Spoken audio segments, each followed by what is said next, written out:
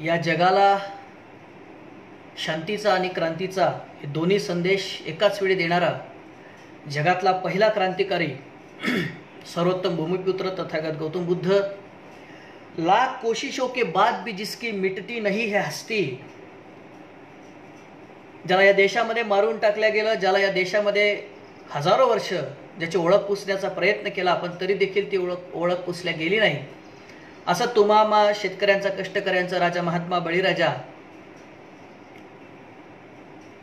जशी चंपकेशी खुले फुल्ल जाई भली शोभली त्यास जाया जिजाई, जिचे की कीर्तीचा चंबू जंबू द्वीपाला करी सावली माऊलीशी मुलाला, असं शहाजी महाराजांचा चरित्रकार जयराम पिंडेंनी ज्यांचं वर्णन केलं, जे या जगातलं सर्वोत्कृष्ट मातृत्व आहे ते राजमाता राष्ट्रमाता जिजाऊ मासाहेब, ज्याने या महाराष्ट्रातल्या झोपलेल्या समाजाला जागा केलं, जागा असल्याने उभं चालत धावत केलं आणि गुलामीत खितपत पडलेल्या समाजाकडनं या जगातली, या देशातलं नव्हे या जगातलं सर्वोत्कृष्ट स्वराज्य निर्माण करून घेतलं, ते कुळवाडी भूषण बहुजन प्रतिपालक राजा शिवछत्रपती, ज्या माणसाने वयाच्या 15व्या वर्षी संस्कृत मधला पहिला बुधभूषणम नावाचा ग्रंथ लिहिला आणि असा जगातला एक सर्वात मोठा अद्वितीय योद्धा, जगातला सर्वात पराक्रमी व्यक्तिमत्व म्हणजे स्वातंत्र्यवीर क्षात्रवीर संभाजीराजे भोसले, त्याचबरोबर आम्हा घरी धन शब्दांचीच रत्ने, शब्दांचीच शस्त्र यत्न करू, शब्दाची आमच्या जीवाचे जीवन शब्दरूपी धन वाटू जनलोका, असं शब्दाचं महत्त्व समजून सांगणारे आणि शब्दालाच आपलं शस्त्र बनवणारे, शब्द आपलं धन करणारे छत्रपती शिवाजी महाराजांचे खरे गुरु जगद्गुरु तुकाराम महाराज, गाव विश्वाचा नकाशा, गावावरून देशाची परीक्षा, गावाची भंगती अवदशा येईल देशा, असा ग्राम सुधारणेचा मंत्र देणारे वंदनीय राष्ट्रसंत श्री तुकडोजी महाराज, ज्या महापुरुषाने या देशामध्ये छत्रपती शिवाजी महाराजांची समाधी शोधून काढली आणि तुम्हा आम्हाला छत्रपती शिवाजी महाराजांची ओळख करून दिली, किंवा छत्रपती शिवाजी महाराजांवरती पहिला पोवाडा लिहिला व शिवजयंती पहिल्यांदा साजरी केली, ते शिवजयंतीचे जनक क्रांतीसूर्य महात्मा ज्योतिराव फुले, ज्या माऊलीमुळे तुमच्या आमच्या माय भगिनी राष्ट्रपती झाल्या, पंतप्रधान झाल्या, डॉक्टर इंजिनियर प्राध्यापिका झाल्या व त्या व्हाव्या म्हणून जिने आयुष्यभर संघर्ष केला, त्या क्रांतीज्योती सावित्रीबाई फुले, आरक्षणाचे जनक राजर्षी शाहू महाराज, संत गाडगे महाराज, संत नामदेव महाराज, संत एकनाथ महाराज, संत जनाबाई व ज्या महापुरुषांनी तुमच्या आमच्या समाजासाठी, तुमच्या आमच्या मातीसाठी आपलं आयुष्य वेचलं, आपलं रक्त सांडलं, त्या तमाम महापुरुषांना, क्रांतिकारकांना, समाज सुधारकांना आणि संतांना मी तुषार उमाळे विनम्र अभिवादन करतो. त्याचबरोबर विचारांना एका सूत्रात बांधून तुम्हाला आम्हाला जगातली सर्वोत्कृष्ट राज्यघटना बहाल करणारे विश्वरत्न भारतरत्न डॉक्टर बाबासाहेब आंबेडकर यांना देखील या ठिकाणी मी तुषार उमाळे तुम्हा सर्वांच्या वतीने अभिवादन करतो आणि माझ्या आजच्या या दुसऱ्या ऑनलाईन भाषणाला सुरुवात करतो. मुळात गेल्या 3-4 दिवसापासून वैभव होटे माझ्याशी संपर्कात आहेत आणि ते बोललेत की दादा आम्हाला अशा पद्धतीने छत्रपती संभाजी महाराजांच्या आयुष्यावरती, जीवनचरित्रावरती आम्हाला एक स्पर्धा ठेवायची नाही, त्याच्यामध्ये स्पर्धेचा जो निकाल ज्या दिवशी आम्ही करू त्या दिवशी आम्हाला तुमचं एक लाईव्ह भाषण ठेवायचं आहे. म्हटलं काही हरकत नाही, पण अलीकडे असं म्हणजे ऑनलाईन भाषण देण्याचे प्रसंग काही आले नाही. म्हणजे आज महाराष्ट्रामध्ये आम्ही अगदी पालघरपासून तर खाली अगदी तुमच्या सिंधुदुर्गपर्यंत आणि इकडे अगदी गडचिरोलीपर्यंत, दरेकसा सालेकसापर्यंत आमचे वेगवेगळ्या ठिकाणी व्याख्यानं वर्षभर होत असतात. पण समोर अशी खूप मोठी गर्दी असते, लोक असतात, पब्लिक असते, त्यामुळे बोलायचं एक वेगळी मजा त्याच्यामध्ये असते, कारण समोर लोक दिसत असतात. पण काही हरकत नाही, कारण आज कोरोनासारखं एक मोठं संकट जगावरती घोंगावत आहे आणि त्या संकटाला सगळं जग बळी पडलेलं आहे. जगावरची अर्थव्यवस्था ढासळलेली, आपल्या देशावरती सुद्धा त्याचा मोठा वाईट परिणाम झालेला आहे. आणि या संकटाशी लढत असताना आपले पोलीस बांधव आहेत, आपले डॉक्टर्स आहेत, नर्सेस आहेत, सफाई कामगार आहेत, हा सगळा जो वर्ग आहे तो प्राणपणाने झुंजतो आहे. त्यांना सुद्धा मी सर्वप्रथम या ठिकाणी सलाम करतो. आणि खरंच हा जो काही कॉन्सेप्ट आहे की जरी लॉकडाऊन असेल, जरी बाहेर सगळे लोक आपापल्या घरामध्ये असतील, तरी देखील आपण छत्रपती संभाजी महाराजांचे विचार खऱ्या अर्थाने लोकांपर्यंत कसे पोचवता येईल यासाठी वैभव होटे आणि त्यांच्या सगळ्या टीमने जो या ठिकाणी प्रयत्न केला खरंच वाखाणण्याजोगा आहे. त्यांना सुद्धा मी या ठिकाणी सलाम त्यांच्या कामाला करतोय. तर बांधवांनो, छत्रपती संभाजी महाराज स्वातंत्र्यवीर की धर्मवीर असा एक विषय मला आज या ठिकाणी भाषणाकरिता दिलेला आहे. मुळात छत्रपती संभाजी महाराज हे छत्रपती शिवाजी महाराजांचे 2 नंबरचे पुत्र आहेत. छत्रपती संभाजी महाराजांचे पहिले पुत्र आहेत. छत्रपती शिवाजी महाराजांच्या थोरल्या भावाचं नाव सुद्धा संभाजी होतं आणि कनकगिरीच्या वेड्यामध्ये ह्याच अफजल खानाने छत्रपती शिवाजी महाराजांच्या थोरल्या भावाला त्या ठिकाणी दगाफटका करून मारला होता. त्यामुळे आपण पाहतो की अफजल खान ज्यावेळेला महाराष्ट्रामध्ये आला आणि वाईच्या खोऱ्यात जेव्हा उतरला तेव्हा शिवाजी महाराज मासाहेब जिजाऊंकडे गेले आणि मासाहेबांना बोलले की मासाहेब अफजल खान वाईच्या खोऱ्यामध्ये आलेला आहे, बडा धूर्त आहे, चांगला 7 फूट उंचीचा आहे, पराक्रमी आहे, काय करायला पाहिजे. त्यावेळेला मासाहेब जिजाऊंना सुद्धा म्हणता आलं असतं की राज, मला तुम्ही एकटेच आहात, मला काही 4-5 लेकरं नाहीत, त्यामुळे कोणाला तरी पाठवून द्या आणि तुम्ही मात्र इथेच रायगडावरती सेफ राहा, असं मासाहेब जिजाऊंना म्हणता आलं असतं. पण मासाहेब जिजाऊंनी त्या ठिकाणी शिवाजी महाराजांना सांगितलं, जा आणि त्या खानाचा हिशोब चुकता करून या, त्याने तुमच्या थोरल्या भावाला संभाजीला मारलेला आहे. आणि म्हणून त्या संभाजी महाराजांची आठवण म्हणून, याद म्हणून छत्रपती शिवाजी महाराजांनी आपल्या थोरल्या पुत्राचं नाव देखील संभाजी महाराज ठेवलं. पण बांधवांनो, छत्रपती शिवाजी महाराजांचं स्वराज्य आपल्याला जगामध्ये आदर्श का वाटतं, त्याचं पहिलं कारण असं आहे किंवा जगामध्ये, जगाच्या इतिहासामध्ये आपण बघतो की 850च्या वर राजे, महाराजे, बादशे, सुलतान होऊन गेलेले आहेत आणि प्रचंड मोठं त्यांचं क्षेत्रफळ होतं, प्रचंड मोठा पराक्रम त्यांनी गाजवला. तो औरंगजेब जो आहे तो हिंदुस्थानचा बादशाह आहे, तो आलमपना आहे, जहापना आहे, तो हिंदुस्थानचा एक मोठा बादशाह आहे. आणि काबूल कंधार पासून तर सबंध भारत, म्हणजे महाराष्ट्र सोडला तर अख्खा भारत त्या औरंगजेबाच्या ताब्यामध्ये आहे. पण कोणालाही औरंगजेबाची जयंती किंवा पुण्यतिथी साजरी करावीशी वाटत नाही. 1707 मध्ये औरंगजेब गेला, पण 1707 पासून आजपर्यंत औरंगजेबाची एकदाही जयंती आणि पुण्यतिथी या देशामध्ये साजरी झालेली नाही. हिंदू सोडा, मुसलमानांनी देखील ही जयंती आजपर्यंत साजरी केलेली नाही. औरंगजेब सोडा, तो चंगेज खान जगाचा बादशाह आहे, तो अलेक्झांडर ज्याला आपण सिकंदर म्हणतो, तो सिकंदर जगाचा बादशाह आहे. त्या सिकंदरची सुद्धा जयंती या जगामध्ये, आणि हे काय छोटे मोठे लोक नाही, हे महापराक्रमी लोक आहेत, यांची तरी सुद्धा यांची कोणी आठवण काढत नाही. पण छत्रपती शिवाजी महाराज हे आपल्याला आजही आठवतात, आजही आपल्याला त्यांचं गुणगान गावंसं वाटतं. त्याचं कारण असं आहे की छत्रपती शिवाजी महाराजांनी जी काही लढाई लढली, जी काही युद्ध केले, ती सगळी लढाई स्वातंत्र्याची आहे. म्हणजे हा देश मुळात, हा दख्खन, हा आपण ज्याला आपण डेक्कन म्हणतो इंग्रजीमध्ये, दख्खन म्हणतो, हा जो दक्षिण आहे, हा जो महाराष्ट्र आहे, हा खरंच तर गुलामीतच होता. म्हणजे आलटून पालटून इथे सगळ्यांच्या सत्ता भोगणं चालू होतं. इथं औरंगजेब सत्ता भोगत होता, इथे आदिलशाह, निजामशाह, कुतुबशाह, बारिदशाही सुद्धा होती, ते मध्ये कोलमडून पडली. ब्रिटिश आहे, डच आहे, फ्रेंच आहे, पोर्तुगीज आहे, सगळीच्या सगळी मंडळी जी आहे ही महाराष्ट्राच्या वेगवेगळ्या कोपऱ्यावरती आलटून पालटून राज्य करत होते. आपल्याला माहिती आहे की ब्रिटिश असेपर्यंत या ठिकाणी आपण बघतोय की निजाम या ठिकाणी राज्य करत होता. हा जो आपण वराड ज्याला आपण म्हणतो, या वराडावरती ब्रिटिश जाईपर्यंत निजामांचं राज्य होतं, हैदराबादचं राज्य होतं, आपल्याला माहिती आहे. आलटून पालटून सगळी मंडळी राज्य करत होती आणि ह्या सर्व मंडळींच्या विरोधामध्ये छत्रपती शिवाजी महाराजांनी एक लढाई चालू केली. ती लढाई स्वातंत्र्याची होती. आपण बघतोय की भारताच्या स्वातंत्र्याच्या वेळेला, ज्यावेळेला आपला देश पारतंत्र्यात होता, सर्वात मोठी अडचण गांधींसमोरची अशी होती की या देशातला एक मोठा समुदाय, एक मोठा वर्ग आत्मविश्वासच गमावून बसलेला आहे की आपण इंग्रजांच्या विरोधात लढू शकतो, इंग्रजांच्या विरोधात संघर्ष करू शकतो आणि या देशाला स्वातंत्र्य मिळवून देऊ शकतो. हा आत्मविश्वास हारून बसलेली लोक या देशामध्ये होती. कारण 1885 मध्ये आपण बघतोय की राष्ट्रीय काँग्रेसची स्थापना वगैरे झाली. मग त्यांनी संविधानिक पद्धतीने निवेदने देणं वगैरे वगैरे ब्रिटिशांना सुरू केलं. पण त्याला लढाईचं स्वरूप मात्र आलं नव्हतं. त्याचं कारण असं होतं कारण या देशातल्या प्रत्येक माणसाला ही लढाई आपली वाटत नव्हती, हा संघर्ष आपला वाटत नव्हता, किंवा स्वतंत्र मिळाल्यानंतर मला काहीतरी वेगळं मिळेल याचा विश्वास देखील नव्हता. आणि म्हणून 1920 पर्यंत या देशाच्या स्वातंत्र्य लढ्यामध्ये आपण बघतोय की सर्वसामान्य जनता हे कुठेच नाही आहे.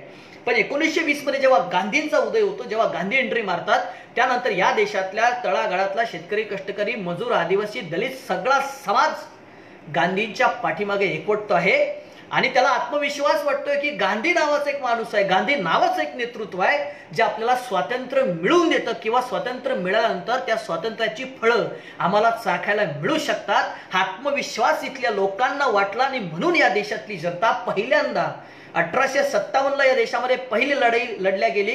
त्याची अनेक वेगवेगळी कारणं आहेत किंवा वेगवेगळे त्याचे परिणाम आहेत. पण पहिल्यांदा 1857 नंतर 1920 मध्ये या देशातली जनता गांधींच्या मागे गेली. त्याच पद्धतीने 16व्या शतकामध्ये छत्रपती शिवाजी महाराजांच्या नेतृत्वावरती या महाराष्ट्रातल्या जनमानसाला, या महाराष्ट्रातल्या शेतकऱ्याला, कष्टकऱ्याला विश्वास वाटत होता आणि म्हणून ही सगळी मंडळी आपण बघतोय की छत्रपती शिवाजी महाराजांच्या पाठीमागे ठामपणे उभी आहे। त्याचं कारण सुद्धा असंच आहे की स्वातंत्र्य म्हणजे काय, आपण ह्या गोष्टीचा म्हणजे धांडोळा आपण घेऊया। आपल्याला छत्रपती संभाजी महाराज स्वातंत्र्यवीर की धर्मवीर हा आपला मुख्य विषय। मी स्वातंत्र्य, धर्म आणि वीर वगैरे या सगळ्या कॉन्सेप्टवरती पुढे येणार आहे, पण त्या अगोदर स्वातंत्र्य म्हणजे काय की ज्या ठिकाणी मला आपलंसं वाटतं, आपलं पण वाटतं, ज्या ठिकाणी मला जगावंसं वाटतं त्याला आपण स्वातंत्र्य म्हणत असतो। आणि शिवाजी महाराजांच्या अगोदर आपण बघतोय की या देशातली जनता, या देशातली म्हणजे या महाराष्ट्रातली खेडी सार्वभौम होती। तिचं स्वतःची एक यंत्रणा होती। गावाचा कारभार गावातच चालायचा, गावामध्ये पाटील असायचा, देशमुख असायचा, देशपांडे असायचा, गावामधला वतनदार कर गोळा करायचा, तो राजाला किंवा बादशाला नेऊन द्यायचा। या सर्व प्रोसेसमध्ये ही सगळी मंडळी सारखीच राहायची, सारखीच बदलायची नाही। पाटील तोच राहायचा, देशमुख तोच राहायचा, वतनदार तोच राहायचा, जागीरदार तोच राहायचा, सरंजामदार तोच राहायचा, कारकून तोच राहायचा, कुलकर्णी, देशपांडे, सगळी मंडळी सारखी राहायची, बदलायचं कोणीच नाही। त्यामुळे राजाचा आणि सामान्य जनतेचा काही एक संबंध यायचा नाही। त्यामुळे आपला राजा हिंदू आहे काय, मुसलमान आहे का, याचा जनतेला काही एक फरक पडायचा नाही। जनतेला त्याचं काही घेणं देणं नव्हतं, कारण काही संबंधच यायचा नाही। कारण राजा जरी बदलला तर ही मंडळी, शोषण करणारी काही जी काही मंडळी होती, जी कलमकसाई मंडळी होती, ही सारखीच होती, ही बदलायची नाही। आणि म्हणून या देशामधल्या लोकांना शिवाजी महाराजांच्या अगोदर कधीच आपण स्वतंत्र असावं, आपलं एक स्वराज्य असावं, आपलं स्वतःच एक राज्य असावं, आपलं म्हणावं असं एक राज्य असावं असं कधी वाटलेलं नाही। पण छत्रपती शिवाजी महाराज जेव्हा 16व्या वर्षी स्वराज्य स्थापनेची शपथ घेतली आणि त्यावेळेला खऱ्या अर्थानं स्वराज्य स्थापनेला सुरुवात केली, त्यावेळेला लोकांना विश्वास वाटायला आपल्या स्वातंत्र्यासाठी लढतोय। त्याचं एक उदाहरण तुम्हाला देतोय। बेळवाडीला एक किल्ला आहे, तुम्ही कधी गेलात तर कर्नाटकामध्ये बेळवाडी नावाचा एक किल्ला आहे। त्या किल्ले आता हे बऱ्याच लोकांना माहिती आहे, पण हा या अनुषंगाने मला ती गोष्ट सांगायची आहे। त्या किल्ल्याचे किल्लेदार एक स्त्री होती, तिचं नाव सावित्रीबाई देसाई। छत्रपती शिवाजी महाराजांना तो किल्ला जिंकायचा होता आणि मग म्हणून महाराजांनी आपला एक सरदार त्या ठिकाणी पाठवला, त्याचं नाव सकोजी गायकवाड। आणि सकोजीला सांगितलं की सकोजी मला बेळवाडीचा किल्ला पाहिजे रे। सकोजी बोला ठीक आहे महाराज, आज जातो आणि उद्या किल्ला जिंकून घेऊन येतो। हा सकोजी गेला, बेळवाडीच्या किल्ल्याला गेला, तिथं त्याने वेढा टाकला। वेढा टाकल्यावर त्याला वाटलं काही एक बाई आहे, त्या किल्ल्याची जी किल्लेदारी होती ती एक स्त्रीच होती, सावित्रीबाई देसाई। त्याला वाटलं काय म्हणजे तासाभरामध्ये, दिवसामध्ये, 2 दिवसामध्ये हा किल्ला आपण जिंकून घेऊ, पण तसं झालं नाही। त्या मौलीने 27 दिवस किल्ला झुंजवला आणि 27 दिवस किल्ला झुंजवल्यानंतर तिचं दाना वैरून संपलं, म्हणजे तिचं पाणी आणत संपलं आणि ती सरेंडर गेली। त्यावेळेला सरेंडर व्हायचा एक नियम असायचा की तुम्ही जर सरेंडर होताय तर तुमच्या अंगावरच्या कपड्यानिशी तुम्ही गडाच्या खाली उतरायचं, सोबत पैसा घ्यायचा नाही, सोबत सोनं नाणं काही घ्यायचं नाही। ती खाली उतरत असताना ह्या सकोजीला सावित्रीबाई देसाई दिसली आणि सावित्रीबाई देसाई दिसल्याबरोबर हा चिडला होता। याला वाटलं की मी एक पुरुष आहे, मी पुरुष असताना ह्या एका स्त्रीने मला 27 दिवस झुंजवलं, त्याला अपमान वाटला, म्हणून त्याने उन्मादाच्या भरामध्ये सावित्रीबाई देसाईवरती बलात्कार केला। त्याला वाटलं घटना आपली कर्नाटकामध्ये घडलेली आहे, महाराज तिकडे रायगडावरती बसली, महाराजांना काय कळते, पण महाराजांचं इंटेलिजन्स खूप स्ट्रॉंग होतं। शिवाजी महाराजांना कळलं की सकोजी गायकवाडने बलात्कार केला। शिवाजी महाराजांनी त्याला बोलवून घेतलं, त्याला म्हटलं दरबारात हजर करा। सकोजी गायकवाड दरबारात हजर झाला आणि दरबारात हजर झाल्यानंतर सकोजी गायकवाडला असं वाटलं होतं की आपण पराक्रम गाजवला, आपल्याला महाराज इनाम देईल, आपल्याला बक्षीस दिला, आपल्याला पाटील की देशमुख की वतन देईल, जागीर देईल। फक्त शिवाजी महाराजांनी सकोजी गायकवाडला उभा असताना विचारला, सकोजी तू बलात्कार केला हे खरं आहे का?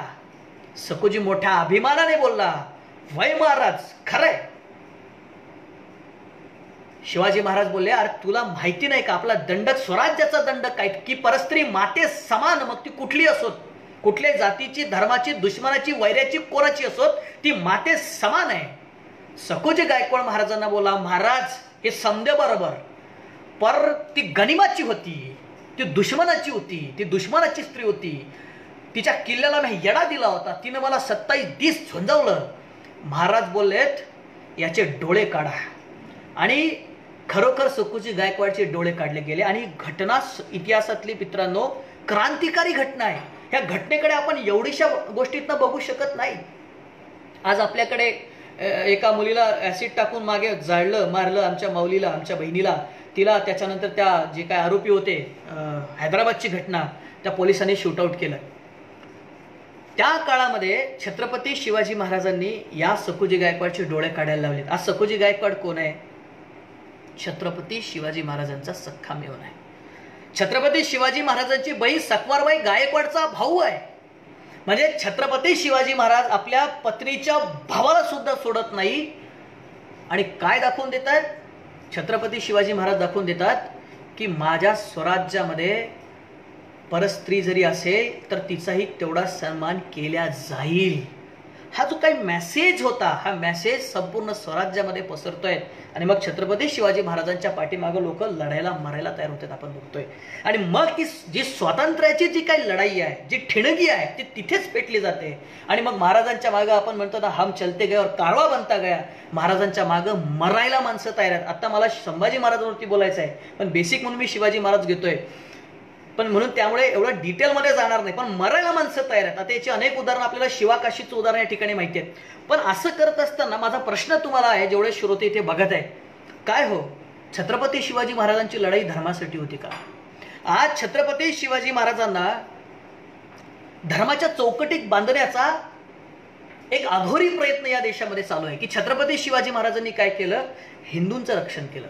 छत्रपती शिवाजी महाराजांनी काय केलं? तर मुसलमानांचा कर्दनकाळ केला. म्हणजे अलीकडे तर आम्हाला सांगितलं जातं, म्हणजे शिवाजी महाराज उठले तर 2-4 मुसलमान कापून यायचे, दुपारी जेवायच्या अगोदर 10-12 मुसलमान कापायचे, संध्याकाळी पुन्हा जेवायच्या अगोदर पुन्हा 4-5 मुसलमान कापायचे, झोपायच्या अगोदर पुन्हा 5-25 मारून यायचे. म्हणजे शिवाजी महाराजांना मुसलमान छाटल्याशिवाय धंदाच नव्हता दुसरा.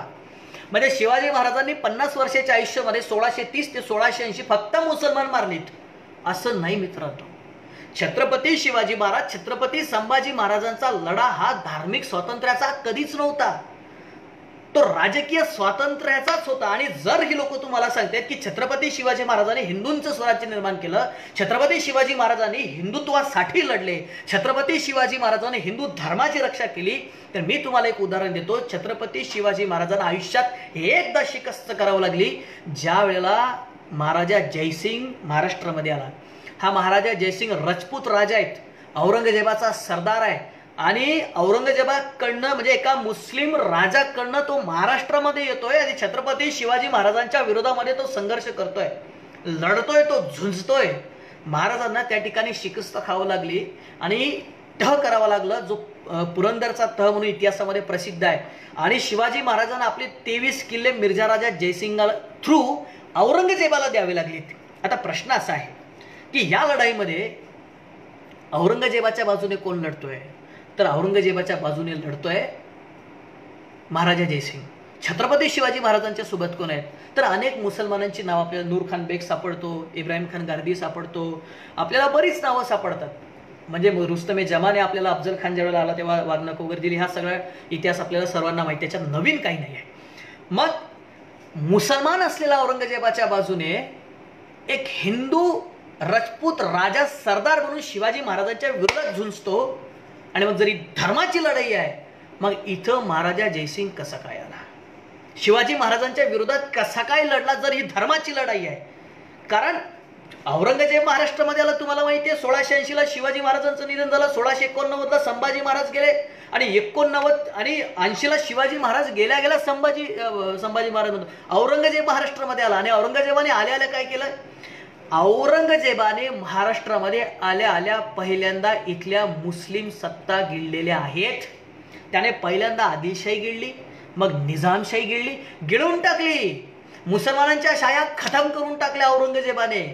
मग जरा धार्मिक संघर्ष आहे, मग जरा धार्मिक लढाई आहे, मग मुसलमानांच्या शाया नेस्तनाबूत का करतोय? औरंगजेब आदिलशाही नेस्तनाबूत का करतोय? औरंगजेब निजामशाही कुतुबशाही का गिळतोय?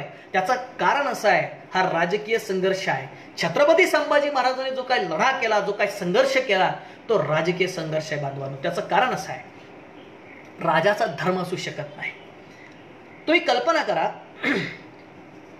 आम्हाला एक कविता सांगितली जाते. कोणाची?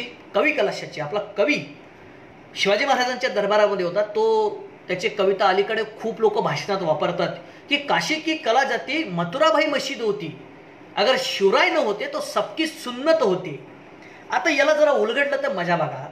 तो काय म्हणतो? काशी की कला जाती मथुराभाई मशीद होती, म्हणजे मथुरेची काय झाली? ती मस्जिद झाली होती. अगर शिवराय न होते तो सबकी सुन्नत होती. मथुरा कुठे आहे? मथुरा उत्तर प्रदेशमध्ये आग्र्याच्या जवळ. आग्रा कोणाचं हेडक्वार्टर आहे? औरंगजेब बादशाहचा. औरंगजेब रूल कुठे करतोय? नॉर्थ मध्ये, उत्तर मध्ये. मथुरा कुठे आहे? उत्तर मध्ये. काशी कुठे आहे? उत्तर मध्ये. मंदिर पाडलं औरंगजेबाने? नाही पाडलं. बरं, मग जर औरंगजेबाने सरसकटच जर हिंदूंच्या कत्तली केल्या किंवा सुन्नती केल्या किंवा मंदिरच सगळीच पाडली, तर मग उत्तर प्रदेशमध्ये मंदिरं कशी काय शिल्लक राहिली? उत्तर प्रदेशमध्ये हिंदू कसे काय जिवंत होते? औरंगजेबाच्या दरबारामध्ये अनेक ब्राह्मण हिंदू होते जे त्या ठिकाणी नोकऱ्या करत होते. मग उत्तर भारतामध्ये, उत्तर प्रदेशमध्ये त्या ठिकाणी हिंदू जिवंत कसे राहिलेत? याचा सोपा साधा अर्थ असा आहे की औरंगजेबाच्या राज्यामध्ये सुद्धा हिंदू होते, शिवछत्रपतींच्या राज्यामध्ये सुद्धा मुसलमान होते. आणि तुम्हाला माहिती आहे, प्रजेला राजासोबत इमानदार राहायचं असतं, कारण तिथे त्याला जगायचं आहे, तिथे त्याला राहायचं आहे, तिथे त्याला 2 घास जेवायचे आहेत. त्यामुळे तो राजाशी बेमानी करू शकत नाही, कारण त्याला तिथं राहायचं, त्याचं गाव तिथं आहे, त्याचा राजा तो आहे. त्यामुळे औरंगजेबाच्या साम्राज्यामध्ये जे काही हिंदू होते त्यांनी औरंगजेबाशी गद्दारी केली नाही. आणि शिवाजी महाराजांच्या स्वराज्यामध्ये इथं जे काही मुसलमान होते त्यांनी शिवाजी महाराजांची गद्दारी केली नाही. कारण त्याचं असं आहे की आता जर आपण म्हणू की एखादा आमच्या वर्धा जिल्ह्यामधली गोष्ट पकडा, तेल्याच्या विरोधात तेली उभा राहतो, कुणब्याच्या विरोधात कुणबी उभा राहतो, बरोबर, आणि बौद्धाच्या विरोधात बौद्ध उभा राहतो. मग असं कोणी म्हणतं की माझा जातभाई माझ्या विरोधात उभा राहू नये? असं नसतं ना. राजकीय संघर्षामध्ये जात पात धर्म सगळं फक्त जिंकायचं असतं, आपल्या सीमा वाढवायच्या असतात, आपल्या लोकांचं रक्षण करायचं असतं. आणि ते छत्रपती शिवाजी महाराजांनी, छत्रपती संभाजी महाराजांनी इथे चांगल्या पद्धतीने केलेलं आहे. पण आम्हाला काय सांगितलं जातं? आम्हाला सांगितलं जातंय की छत्रपती संभाजी महाराज कोण होते? तर धर्मवीर होते. धर्मवीर. खरंच संभाजी महाराज धर्मासाठी मेले का हो? वीर कोणाला म्हणतात? मी त्या दिवशी सुद्धा 9 तारखेला संभाजी ब्रिगेडच्या महाराष्ट्राच्या पेजवरनं एक हेच विषयावरनं लाईव्ह केलं, तेव्हा सुद्धा मी बोललो. जवळपास 27-28 हजार लोकांनी ते भाषण बघितलेलं आहे काल परवापासून. तेव्हा सुद्धा वीर कोणाला म्हणतात? जो झुंजला, जो लढला, जो शरण गेला नाही, जो झुकला नाही, जो वाकला नाही, त्याला वीर म्हणतात. अल्बात संभाजी महाराज हे वीरच आहेत. पण झालं असं की संभाजी महाराज हे शिवाजी महाराजांच्या स्वातंत्र्याचीच लढाई लढत होते, इथल्या जनमानसांसाठी स्वातंत्र्यच निर्माण करत होते. आणि इथल्या जनमानसांच्या स्वातंत्र्यासाठीच मरण पावलेले, मरण पत्कारलेले, मरण स्वीकारलेले ते जे संभाजी महाराज आहे ते स्वातंत्र्यवीरच ठरतात, धर्मवीर ठरत नाहीत. बरं, धर्मासाठी कसं मेले म्हणूया आपण? त्यांना हिंदू राज्य स्थापन करायचं होतं का? हिंदूंचंच राज्य स्थापन करायचं होतं का? तर नाही ना, असं नव्हतं ना. याचा कुठलाही समकालीन ऐतिहासिक पुरावा नाही ना. मग कसं काय आपण तिथे संभाजी महाराजांना धर्मवीर म्हणून मोकळं होऊन जातो? असं होता कामा नाही, असं होऊ सुद्धा शकत नाही, असं होत सुद्धा नसतं. मग सावरकरांनी पहिल्यांदा संभाजी महाराजांना धर्मवीर ही पदवी लावली. आता गमत बघा. आणि सावरकरांनी संभाजी महाराजांना धर्मवीर पदवी लावली आणि लोकांनी सावरकरांना स्वातंत्र्यवीर लावली. आता सावरकरांची गंमत अशी आहे की माझं स्पष्ट म्हणणं आहे की सावरकर हे फार तर स्वातंत्र्य सैनिक होऊ शकतात, त्यांचं स्वातंत्र्याच्या लढाईमध्ये योगदान आहे, तुम्ही त्यांना फार तर स्वातंत्र्य सैनिक म्हणू शकतात, स्वातंत्र्यवीर म्हणू शकत नाही. त्याचं कारण असं आहे, वीर हा कोणासमोर झुकत नसतो, वाकत नसतो, तो बाणेदारपणे प्राणपणाने झुंजत असतो, लढत असतो, संघर्ष करत असतो. सावरकरांनी 8 माफीनामे लिहिले, 8, आणि त्यातली भाषा अक्षरशः भीक मागणारी. भीक, मायबाप ब्रिटिश सरकार तुमच्या उबदार पंखामध्ये मी सुरक्षित राहू इच्छितो, मला जर सोडलं तर जगभरामध्ये मला मानणारा जो वर्ग आहे तो आपोआपच स्वातंत्र्य लढा सोडून देईल आणि ब्रिटिशांच्या बाजूला येईल, असं सावरकर म्हणतात. माझ्याकडे तो माफीनामा लिखित आहे, मी तुम्हाला आज पाहिजे आज पाठवू शकतो, लिखित आहे. फक्त माझा तो वर्ध्याला, वर्धेवरून मागावं लागेल. लिखित असलेला सावरकरांचा माफीनामा आहे. त्याच्यामध्ये ते माफी मागतायत, ब्रिटिशांच्या पाया पडतायत आणि म्हणजे ब्रिटिश जाईपर्यंत त्यांच्याकडनं पेन्शन सावरकरांनी इथे घेतलेलं आहे, पेन्शन खाल्लेलं आहे. आणि बरीच लोक सातारकडची म्हणतात की क्रांतिसिंह नाना पाटलांसारख्या लोकांना पकडून देण्यामध्ये ह्या हिंदू महासभेच्या लोकांचाच हात आहे. ह्याच्यावरती जाऊन मी म्हणेल की हिंदू महासभेचे त्या दिवशी सुद्धा मी बोललो, हिंदू महासभेचे डॉक्टर मुंजे नावाचा एक माणूस मुसोलिनीला भेटायला इटलीमध्ये गेला आणि त्याला मुसोलिनीला जाऊन सांगतो की जाऊन सांगा तुमच्या मित्राला ब्रिटिशांना की आम्हाला भारतामध्ये स्वातंत्र्य नको आहे. हे सावरकरांच्या हिंदू महासभेचा एक माणूस, एक मोठा पदाधिकारी मुसोलिनीला इटलीमध्ये जाऊन सांगतोय. आणि सावरकर इथे माफीनामे लिहित आहेत. सावरकरांना तुम्हाला सांगतो, नम्रपणे सांगतो, मला विरोध करण्याचं कारण आहे, मला आक्षेप काय आहे, मला आक्षेप याच्यावरती संभाजी महाराज स्वातंत्र्यवीर का नाही, माफी मागितलेल्या सावरकर का. मी तुम्हाला सांगतो, सावरकरांनी एक उडी टाकली. मी तुम्हाला गंमत सांगतो उदात्तीकरण कसं होत असतं आणि संभाजी महाराजांचं कशा पद्धतीने मग चरित्रहरण करण्यात आलं हे सुद्धा मी तुम्हाला सांगणार. फक्त तुम्ही टिकून राहा, विषय समजून घ्या. सावरकरांनी त्या बार्सिलोनाच्या समुद्रामध्ये त्या जहाजाच्या छिद्रातनं उडी टाकली आणि सगळीकडे हाहाकार उडून दिला की म्हणे त्रिकालखंडात उडी गाजली. किती फुटावरून टाकलेली उडी होती? 15-20 फुटावरून टाकलेली उडी. लगेच त्यांना पकडलं. क्रांतिसिंह नाना पाटलांनी धावत्या रेल्वेमध्ये हातात बेडे असताना इंद्रायणीच्या पात्रात 200 फुटावरून उडी टाकली पुलावरून रेल्वेच्या. पण क्रांतिसिंह नाना पाटलांची उडी कुठेही गाजलेली नाही, त्रिकालखंडात गाजलेली नाही. आणि त्याच क्रांतिसिंह नाना पाटलांचे ज्यांनी पत्री सरकार स्थापन केलं होते, जे क्रांतिकारी खऱ्या अर्थाने होते, ब्रिटिशांसमोर कधी झुकले नाही, ते वाकले नाही, अशा क्रांतिसिंह नाना पाटलांच्या प्रति सरकारच्या लोकांना पकडून देण्याचं काम या सावरकरांच्या हिंदू महासभेने केलं असं अनेक लोक म्हणतात, असं माझं म्हणणं नाही.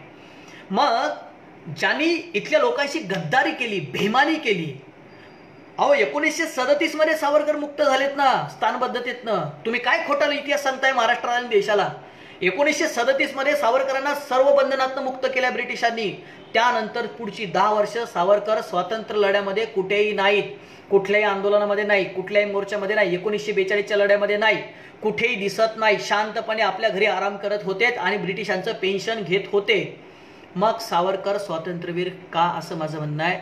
फार तर सावरकर हे स्वातंत्र्य सैनिक होऊ शकतात, मात्र खऱ्या अर्थाने जर स्वातंत्र्यवीर कोणी असेल तर ते छत्रपती संभाजी महाराज आहेत. कारण शिवाजी महाराजांची ही जी काही इथल्या महाराष्ट्रातल्या जनमानसाच्या स्वातंत्र्याची जी काही लढाई आहे, या लढाईला पुढे कोणी नेलं असेल तर ते संभाजी महाराजांनी नेलं आणि प्राणपणाने लढले, झुंजले, 4 पट स्वराज्य वाढवलं, 4 पट सीमा वाढवल्या स्वराज्याच्या. सोपं काम नाही आहे. आणि मग आता तुम्हाला फार गंमत सांगतो, मग आज त्यांना धर्मवीर म्हणायचं, त्यांच्या नावाने ते भिडे गुरुजी धर्म काय बलिदान मास त्यांनी सुरू केला आहे त्या सातारा सांगलीकडे त्या जिल्ह्यामध्ये संभाजी महाराजांच्या नावाने. आणि संभाजी महाराजांचं प्रतीक पुढे उभं करून इथल्या मराठा कुणबी बहुजन समाजाच्या तरुणांना माती भडकवण्याचं काम भिडेंनी केलेलं आहे किंवा करत आहेत भिडे गुरुजी. तुम्ही कुठल्याही शिवप्रतिष्ठानच्या माणसाला विचारा, कार्यकर्त्याला विचारा, ते तुम्हाला सांगेल की तुमचा क्रमांक 1चा शत्रू कोण? या देश ते म्हणते मुसलमान. मुसलमानांना या देशात राहायचं सुद्धा नाही, यांनी त्या देशातनं सोडून जायचं. मला एक जण बोलला, त्या दिवशी सुद्धा मी सांगितलं, म्हणजे मुसलमानांनी हा देशच सोडून जायचं. म्हटलं कुठं जायचं? म्हणजे पाकिस्तान. अरे त्याचा बाप आजा 50 साला इथंच पैदा झाला रे, त्याला कुठं पाकिस्तानात पाठवायचं, का पाठवायचं, आणि पाकिस्ताननी त्याला का स्वीकारायचं? नाही, ते मुसलमान आपले नाहीत, ते परके आहेत. अरे इथे जन्माला आलेला माणूस, तुम्हाला राज्यघटना मान्य आहे की नाही? जय जय हिंदू राष्ट्र घोषणा देताय तुम्ही. कोणतं हिंदू राष्ट्र बे भामट्यांनो, नालायकांनो, तुम्हाला हिंदू राष्ट्राचा अर्थ कळतो का? आपण धर्मनिरपेक्ष राज्यघटना स्वीकारलेली आहे. या देशाच्या स्वातंत्र्यामध्ये हिंदू, मुसलमान, शीख, बौद्ध, पारशी सगळे लढले, सगळ्यांचं योगदान आहे या देशाच्या स्वातंत्र्य लढ्यामध्ये. त्यामुळे या देशाच्या स्वातंत्र्यावरती, या देशावरती, या देशामध्ये जन्मलेल्या प्रत्येक जाती धर्माच्या माणसाचा अधिकार आहेत. तुम्ही हिंदू राष्ट्राच्या जय जय हिंदू राष्ट्र, अरे मूर्ख बनवतायत महाराष्ट्रातल्या तरुणाईला लोक, मूर्ख बनवतायत, चुट्या बनवतायत. कसं बनणार हिंदू राष्ट्र? अरे राज्य घटनेमध्ये हा देश भारत आहे, हा देश हिंदू राष्ट्र कधीच बनू शकत नाही. तुमच्या 300 सीटा यो, 500 यो, का पूर्ण 547, 48, 45 जे काय असतो ते यो, हा देश कधीच हिंदू राष्ट्र होऊ शकत नाही. पण भ्रामक संकल्पनाच्या मागे या देशातल्या तरुणाईला पळवत न्यायचं, त्यांच्या मनामध्ये मुसलमानांच्या विरोधामध्ये संभाजी महाराजांचं प्रतीक वापरून द्वेष निर्माण करायचा, या देशामध्ये दंगली भडकवायचं, या देशामध्ये द्वेष पेटवायचा, हे ह्या लोकांचे धंदे आहेत. म्हणून छत्रपती संभाजी महाराजांचं आपण या ठिकाणी कट्टरपण होऊ द्यायचं नाही आहे बांधवांनो. मी तुम्हाला सांगतो, छत्रपती संभाजी महाराजांचा धर्मवीर आपल्याला होऊच द्यायचं नाही आहे. कारण संभाजी महाराज धर्मासाठी मेलेले नाहीत. मी अत्यंत नम्रपणे सांगतोय, शिवाजी महाराज, संभाजी महाराज हे हिंदूच, शहाजीराजे, मासाहेब जिजाऊ हे हिंदूच. पण ते धर्मांध कधीच नव्हते, ते कट्टर कधीच नव्हते. त्यांनी धर्माच्या आणि जातीच्या नावावरती कोणाचे गळे कधीच नाही कापले बांधवानं, हे सुद्धा आपण लक्षात ठेवलं पाहिजे. आणि तुम्हाला सांगतो ना, जातीसाठी धर्मासाठी मरणारी लढणारी माणसं जागतिक कधीच होत नसतात. जगातला एक माणूस काढा जो जातीसाठी लढला, झुंजला आणि जो जागतिक झाला, अजिबात नाही. जो माणूस अखंड मानव जातीच्या कल्याणासाठी झुंजत असतो, संघर्ष करत असतो, तोच खऱ्या अर्थाने जागतिक होत असतो बांधवांनो.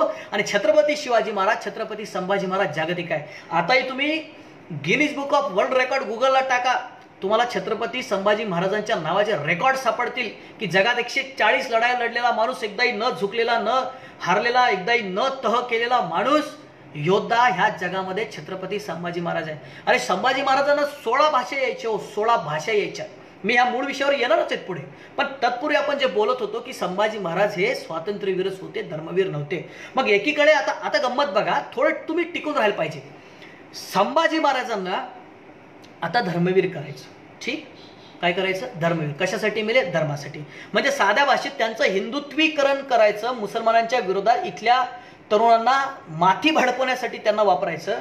आता गंमत बघा, जे लोक संभाजी महाराजांना धर्मवीर म्हणतायत किंवा धर्मवीर त्यांची इमेज तयार करतायत, त्या लोकांनी इतिहासामध्ये काय केलं, छत्रपती शिवाजी महाराजांच्या राज्याभिषेकाला या देशामध्ये, या महाराष्ट्रामधल्या मनुवाद्यांनी या महाराष्ट्रामध्ये विरोध केला. म्हणून शिवाजी महाराजांना अरबो खरबो त्या काळातले पैसे देऊन काशीवरनं गागाभट्ट महाराष्ट्रामध्ये आणावं लागलं. आता हे लोक म्हणतील की बाबा नाही ठीक आहे, शिवाजी महाराजांनी असा म्हणजे शिवाजी महाराजांना एक्सपर्ट आणि मोठा क्वालिटीवाला माणूस त्या ठिकाणी पाहिजे होता राज्याभिषेक करायला, आणि म्हणून expert doctor, expert engineer, expert आपल्याला जसा कोच लागत असतो तशा पद्धतीने शिवाजी महाराजांनी गागाभट्टाला महाराष्ट्रामध्ये आणलं. ठीक आहे, मानलं ना, गागाभट्ट अपवाद पकडून घेऊ. मग दुसऱ्या शाहूची मुंज नाना फडणवीसाने कटक कारस्थान करून का नाकारली? दुसरे शाहू छत्रपती शिवाजी महाराजांचे थेट वंशज होते. नाना फडणवीसाने, मी काय बोलतोय बघा, मी पुराव्याशिवाय बोलत नाही, कधीच बोलत नाही. तुषार उमळ्याचा एक शब्द त्याला पुरावा असतो, रेफरन्स असतो. मी जर चुकलो तर महाराष्ट्रामध्ये माझ्यावर गुन्हे दाखल करा, जर चुकलो, एक शब्द जरी चुकीचा काढला तर. आव्हान आहे आपलं, चॅलेंज आहे सर्वांना. बाबूराव कृष्ण नावाच्या माणसाच्या थ्रू नाना फडणवीसाने दुसऱ्या शाहूंच्या म्हणजे छत्रपती शिवाजी महाराजांच्या वारसदाराला भेडसावून लावलं, त्यांच्या आईला भेडसावून लावलं आणि शाहूंची मूंज पुराणोक्त पद्धतीने करून घेतली. म्हणजे छत्रपती शिवाजी महाराजांच्या घराण्याला दुसऱ्यांदा शूद्रत्व बहाल केलं. तिसरं उदाहरण आहे प्रतापसिंह भोसलेंचं. 1828 साली प्रतापसिंह भोसल्यांनी क्षत्रिय कुलावतांची पदवी लावूच नये. मी काय म्हणतोय नीट ऐका बरं. त्या दिवशी सुद्धा 27,000 लोकांपर्यंत हा कंटेंट गेला ना, आता सुद्धा गेला पाहिजे. प्रतापसिंह भोसले छत्रपती शिवाजी महाराजांचे वंशज, सातारच्या गादीचे वारसदार, त्या ठिकाणी थँक्यू होटे सर, त्या ठिकाणी सातारच्या गादीचे वारसदार आहेत. प्रतापसिंह भोसल्यांना क्षत्रिय कुलावतांची पदवी धारणच करू नये. त्यांच्या घरातले सर्व विधी हे क्षत्रिय पद्धतीने म्हणजेच वेदोक्त पद्धतीने होणार नाहीत. म्हणून नाव लक्षात घ्या, चिंतामणराव पटवर्धन यांनी संपूर्ण महाराष्ट्रामधल्या मनुवाद्यांचा, सनातन्यांचा एक वर्ग तयार केला, एक मोठी संघटना तयार केली आणि प्रतापसिंह भोसले यांना विरोध सुरू केला की तुम्ही क्षत्रिय कुलावतांस छत्रपती शिवाजी महाराजांची पदवी त्यांच्याच थेट वंशजाने लावू नये. प्रतापसिंह भोसले चिडले. त्यांनी आपले माणसं धार, उदयपूर, नागपूर ह्या सगळ्या वेगळ्या ठिकाणी जिथे जिथं तंजावर, जिथं मराठ्यांची मुलं आहेत तिथे तिथे पाठवले, माहिती मागवली आणि सातारच्या संस्कृत पाठशाळेमध्ये प्रचंड मोठा वादविवाद झाला. भली मोठी डिबेट झाली. त्या डिबेटला पुण्यापासून तर बेळगाव पर्यंत हजारो लोक उपस्थित होते. म्हणजे दंगल होईल अशी परिस्थिती होती. आणि प्रतापसिंह भोसले महाराज स्वतः तलवार घेऊन त्या ठिकाणी हजर होते, इथे दंगा नाही झाला पाहिजे म्हणून.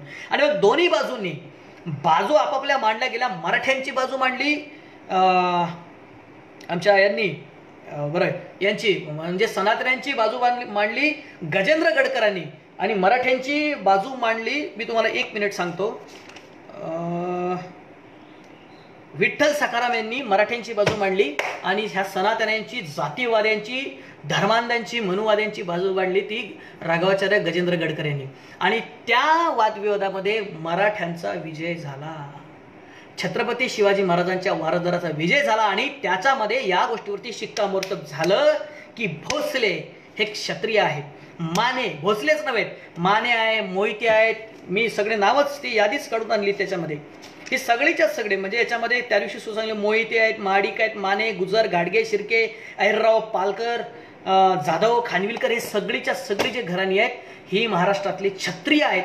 याच्यावरती शिक्कामोर्तब झालं. पण तरी सुद्धा हे लोक शांत बसले नाही. या लोकांनी छत्रपती शिवाजी महाराजांचे वंशज असलेल्या प्रतापसिंह भोसले यांच्या घरातील सर्व विधींवरती बहिष्कार टाकला आणि कोणी गेलं नाही.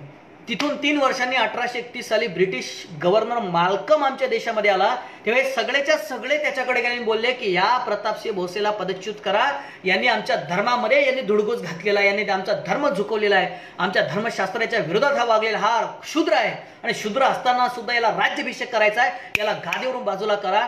पण सुदैवाने ब्रिटिशांनी किंवा माल्कमने या गव्हर्नरने यांचं मनुवाद्यांचं ऐकलं नाही आणि प्रतापसिंह भोसल्यांनी 1838 साली स्वतःचा राज्याभिषेक करून घेतला.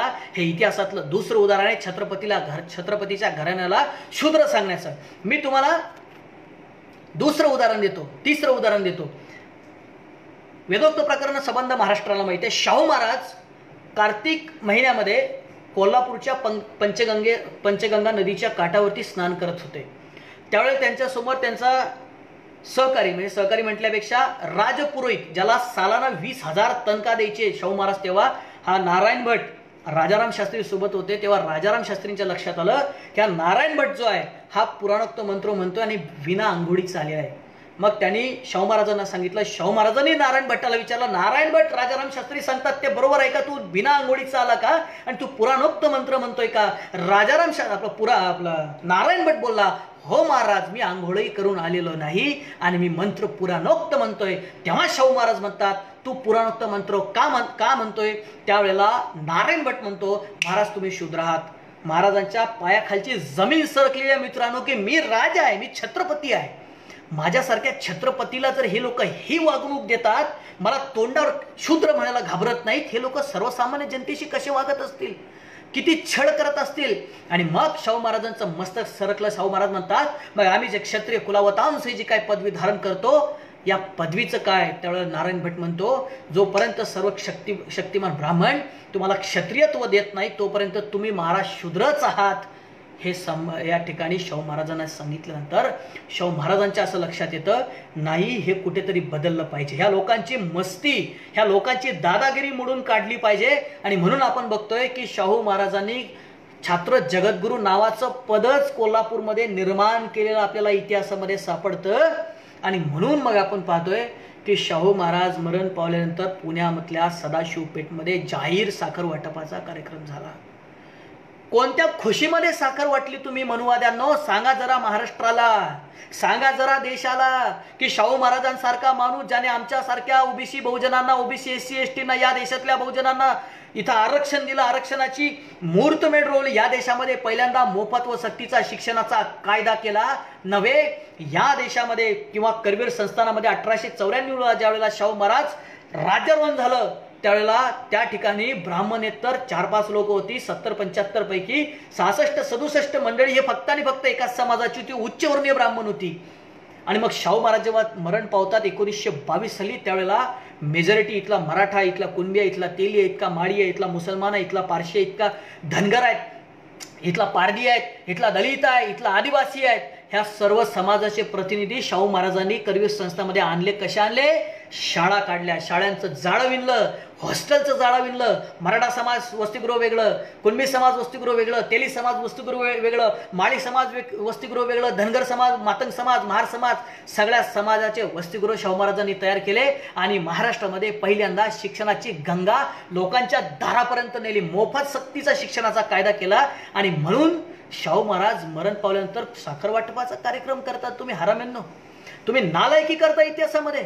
आणि मग एवढंच नाही, मी तुम्हाला अजून एक पुरावा देतो. याच्या विरोधात टिळकांनी 1901 साली, म्हणजे त्याची तारीख सुद्धा माझ्याकडे मेन्शन आहे, 22 ऑक्टोबर 1901 ला टिळकांनी शाहू महाराजांच्या विरोधात लेख लिहिला. तसं टिळक आणि पुण्यातले सगळेच्या सगळे मनुवादी, सनातनवादी ज्या लोकांना दिसत होतो, अरे हा राजा आहे लेखाचा, हा मांगांना, महारांना, धनगरांना शिक्षण देतो, म्हणजे साला आपलं काय राहिलं? आम्ही उच्चवर्णीय, आमचं राज्य पाहिजे, आम्ही इथं सत्ता गाजवली पाहिजे. आणि हा इथल्या आदिवासींना, इथल्या दलितांना, ज्याला लोक पाणी पाजत नाही, त्या गंगाराम कांबळे नावाच्या एका दलित समाजाच्या एका माणसाला हॉटेल टाकून देतात शाहू महाराज. ही गोष्ट कुठेतरी खुपत होती, रोज त्रास देत होती या लोकांना. आणि म्हणून मग शाहू महाराजांच्या विरुद्ध आघाडी उघडली.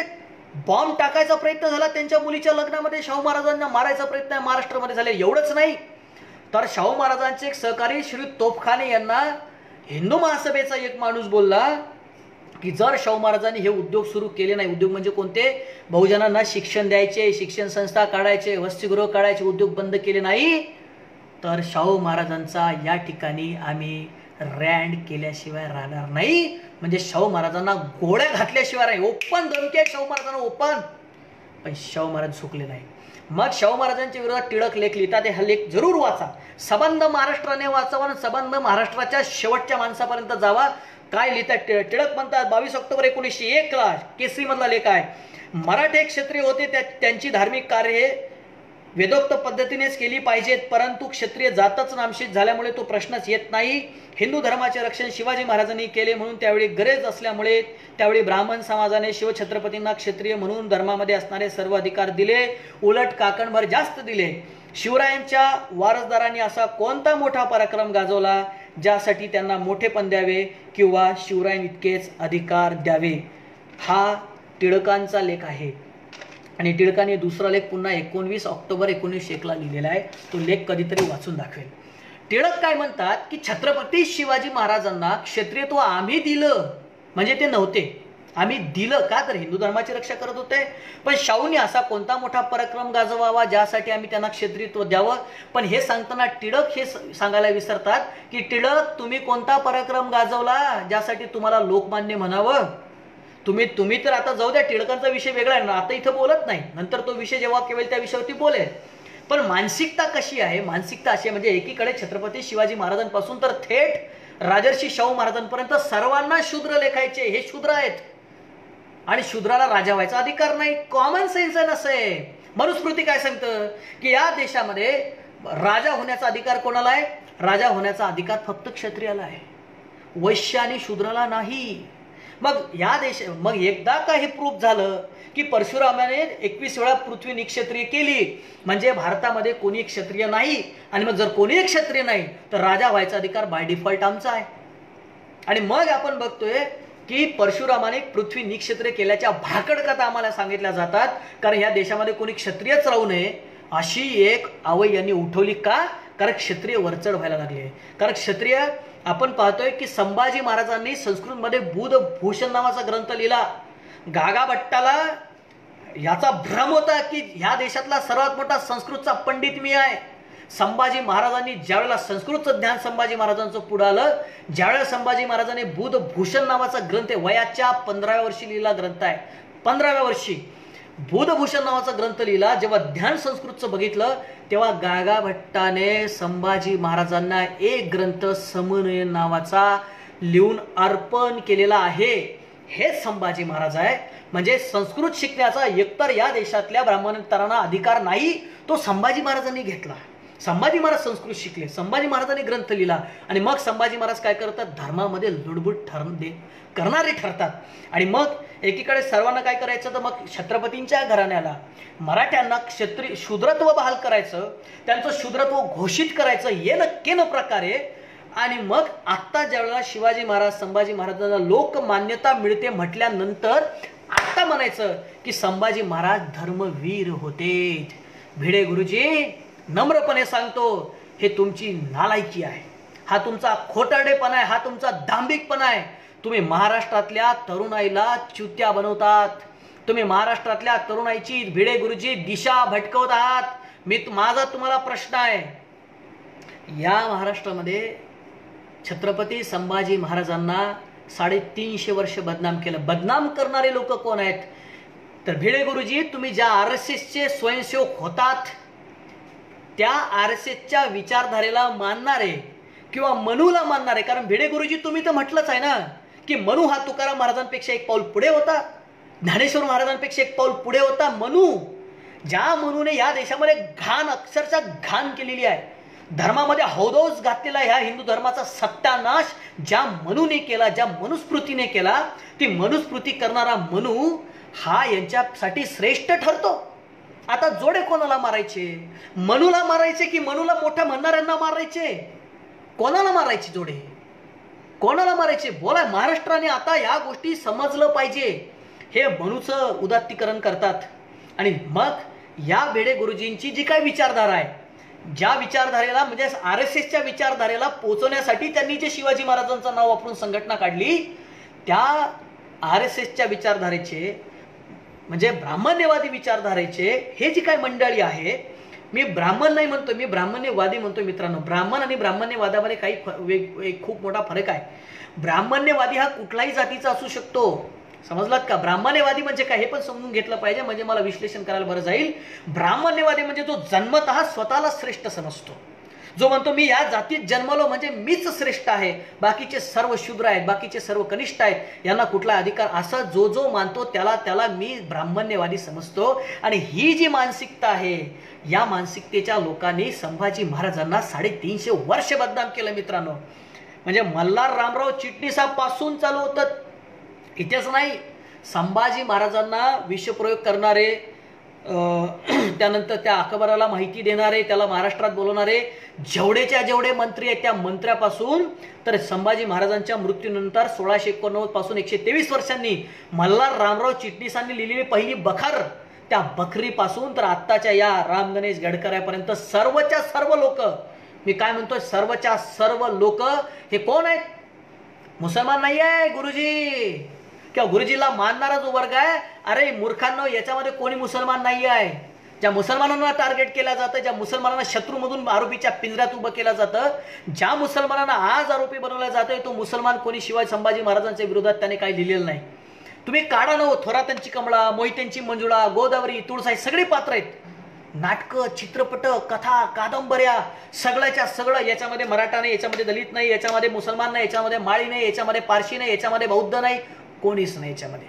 मग याच्यामध्ये कोण आहे? याच्यामध्ये ती लोक जे मनूच्या विचारधारेला मानतात, जे ब्राह्मण्यवाद मानतात, जे जात श्रेष्ठत्व मानतात, जे वर्ण श्रेष्ठत्व मानतात, जे वर्ग सर्व श्रेष्ठत्व मानतात, अशी जी काही मंडळी आहे, ह्या लोकांनी संभाजी महाराजांना बदनाम केलं.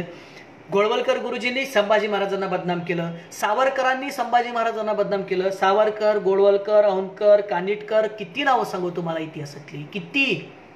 हा राम गणेश गडकरी, ज्याचा पुतळा आमच्या संभाजी ब्रिगेडच्या तरुणांनी पुण्यात फोडला, घाण लिखाण केलं, पण वाचू शकत नाही. आज जर महाराष्ट्रातली तरुणाई जर म्हणजे राम गणेश गडकरी जर जिवंत असता आणि महाराष्ट्रातल्या तरुणाईने जर त्याचं लेखन वाचलं असतं, तर तुम्हाला सांगतो जित्ता जाळला असता राम गणेश गडकरीला महाराष्ट्रातल्या तरुणांनी. इतकं विकृत आणि इतकं घाण लिखाण आहे, पण तेव्हा संभाजी महाराज बदनाम होते. मग प्रश्न असा आहे की संभाजी महाराज 350 वर्ष बदनाम होत असताना तुम्ही मनुवाद्यांनो, तुम्ही झंडुत्ववाद्यांनो, तुम्ही संभाजी महाराजांची बाजू का नाही घेतली? तुम्ही संभाजी महाराजांची खरी बाजू का नाही मांडली? भेडे गुरुजी 25 मध्ये RSS स्थापन झाली. 1925 पासून संभाजी महाराजांचं चरित्र का उजागर नाही केलं तुम्ही? सावरकरांनी संभाजी महाराजांच्या चरित्रावरती का शिंतोडे उडवले? तुमच्या गोळवलकरने RSSच्या संभाजी महाराजांच्या चरित्रावरती का शिंतोडे उडवले? याचं उत्तर दिलं पाहिजे महाराष्ट्रातल्या सर्व लोकांनी, मनुवाद्यांनी याचं उत्तर दिलं पाहिजे. आणि मग भरीसभर या देशामध्ये संभाजी महाराज समजण्यासाठी वासी बेंद्रेंना आयुष्याची 40 वर्ष घालवावी लागली. वासी बेंद्रेंनी 40 वर्ष कष्ट करून संभाजी महाराजांचं खरं चरित्र आपल्या समोर आणलं. खरं चरित्र. नाहीतर साहेब मी तुम्हाला सांगतोय, शाळेमध्ये मला 5वीत की 6वीला 4थी 5वीत मला आठवत नाही, शिवाजी महाराजांचा 19 फेब्रुवारी 1630 जन्म झाला.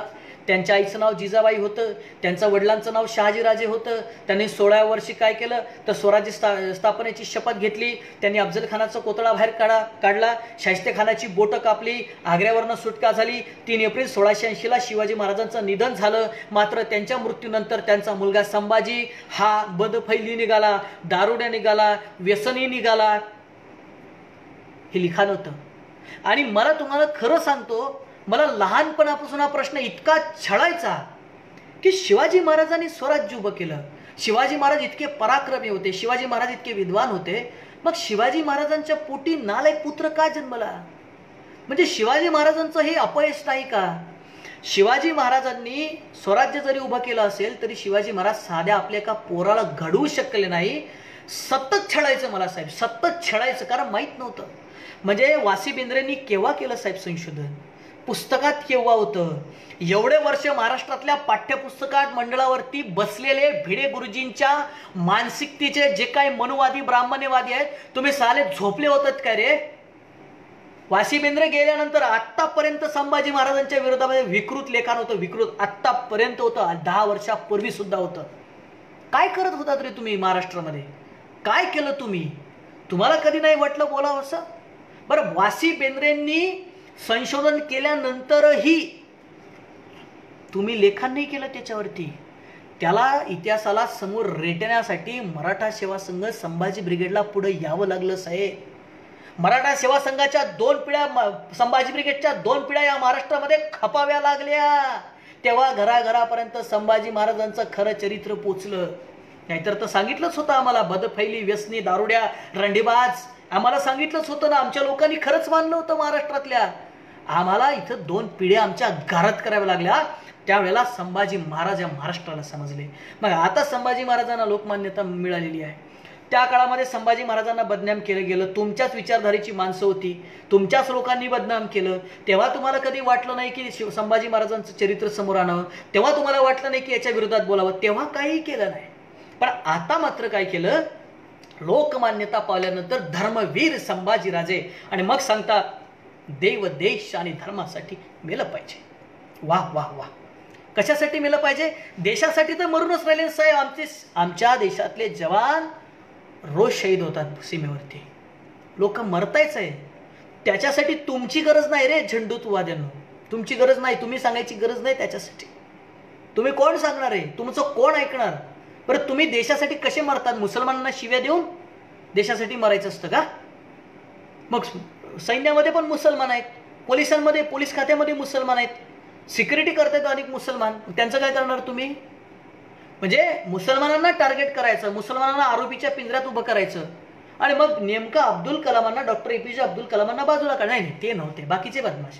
मग म्हणायचं इरफान पठाणचं काय करणार? नाही नाही नाही, तो सोडून बाकीचे बदमाश. एक एक नावं काढत नाही, ते सोडून बाकीचे बदमाश. असं, अरे बदमाश तुम्ही लेखो. मी तुम्हाला सांगतो, जे लोक या महाराष्ट्रामध्ये संभाजी महाराजांना धर्मवीर म्हणून सांगतायत, ती लोक आणि OBC यांच्यात काहीच फरक नाही. OBC किंवा हे जे उलेमा आहेत मुसलमानांचे काही कट्टरवादी, हे मुसलमानांना काय सांगतात की तुम्हाला भारतामध्ये खतरा आहे, धोका आहे, या देशामध्ये मुसलमान खतरे में आहे. आणि भिडेसारखी लोक, RSS सारखी मंडळी, हे जे काही लोक आहे तिथली, हे सांगतात की हिंदू खतरे में आहे. अरे शेमड्यांनो, या देशामध्ये मिलिटरीमध्ये हिंदू मेजॉरिटी, पोलीस खात्यामध्ये हिंदू मेजॉरिटी, प्रशासनामध्ये हिंदू मेजॉरिटी, लोकसभेमध्ये हिंदू मेजॉरिटी, राज्यसभेमध्ये हिंदू मेजॉरिटी, विधानसभेमध्ये हिंदू मेजॉरिटी, विधान परिषदेमध्ये हिंदू मेजॉरिटी, प्रशासनामध्ये हिंदू मेजॉरिटी, लोकसभेमध्ये हिंदू मेजॉरिटी, तरी साला हिंदू खतरे में आहे. अरे हिंदू बिंदू खतरे में नाही आहे, तुमच्या धर्मावर असलेला पगडा खतरे में आहे.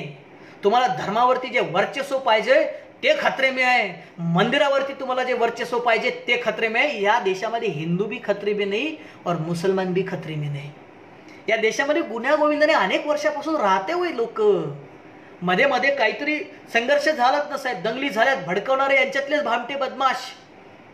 त्या मिरजची सांगलीची दंगल कोणी केली? या दंगलीतले आरोपी आहेत हे महोदय, मान्य सन्मान्य. यांच्यासारख्या लोकांनी दंगली भडकव. 1992 मध्ये बाबरी मस्जिद पाडली, या देशातल्या सर्वसामान्य OBC SC ST बहुजनांची पोरं मारून घेतली त्या दंगलीमध्ये. आता मंदिर बनलं. मंदिर कोणाचं? या देशातला एक OBC सांगा, एक OBC SC ST जाऊ द्या बिचारे, या देशातला एक OBC, माझं आव्हान आहे, खुलं आव्हान आहे RSSच्या लोकांना. अरे भामट्यांनो, नालायकांनो, बदमाशांनो, या राम मंदिराच्या उभारणीसाठी, निर्मितीसाठी, त्या संघर्षासाठी या देशातला OBC मेला, दंगलीत मारल्या गेला. मग आता ट्रस्टवरती का OBC नाही पाहिजे का एखादं तुम्हाला? का बरं OBC ठेवायचं वाटत नाही? OBC पुजारी बनू शकत नाही, OBC ट्रस्टी बनू शकत नाही. अरे बनवा ना तुषार ओंबळेला ट्रस्टी, काय अडचण आहे तुम्हाला? बनवा.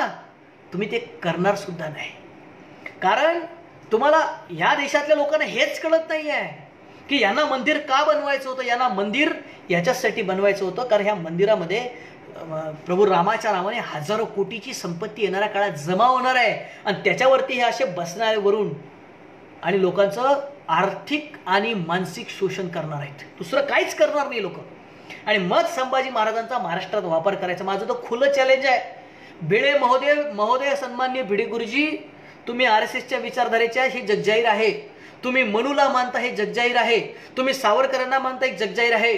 तुम्ही आजच्या आज शिवाजी महाराजांचं नाव काढून, शिवप्रतिष्ठान काढून, तुम्ही सावरकर प्रतिष्ठान काढा, तुम्ही भिडे प्रतिष्ठान काढा, तुम्ही गोळवलकर प्रतिष्ठान काढा, तुम्ही गोडसे प्रतिष्ठान काढा, आणि खरंच सांगतो, या महाराष्ट्रामध्ये तुम्ही परिवर्तन घडवून दाखवा. या महाराष्ट्रामध्ये संघटना बांधून दाखवा.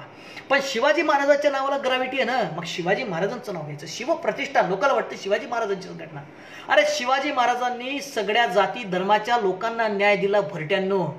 आणि या स्वतंत्र भारतामध्ये धर्मनिरपेक्ष राज्यघटना स्वीकारली असताना, संविधान स्वीकारलं असताना, त्या संविधानाच्या विरोधात जाऊन, त्या संविधानातील भारत हे धर्मनिरपेक्ष राष्ट्र आहे या बाबीच्या विरोधात जाऊन तुम्ही तरुणांना सांगता, तुम्ही तरुणांना अक्षरशः साध्या भाषेत चुत्या बनवतात की हे हिंदू राष्ट्र आहे. माझं असं म्हणणं आहे, सर्व जाती धर्माच्या लोकांचे राष्ट्र आहे. आणि म्हणून मग संभाजी महाराजांना काय केलं जातं, तर धर्मवीर म्हणून संबोधलं जातं.